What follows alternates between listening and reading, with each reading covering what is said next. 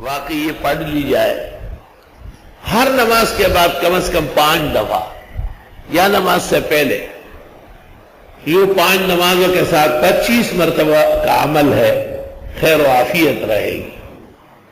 کسی بھی مشکل، پریشانی، بہت ناگہانی زحمت گرانی کو دور کرنے کے لیے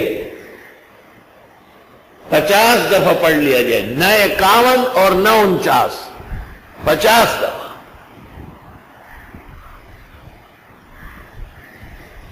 جو آپ کے خلاف ہے وہ اپنے زخموں کو چاٹنے لگے گا۔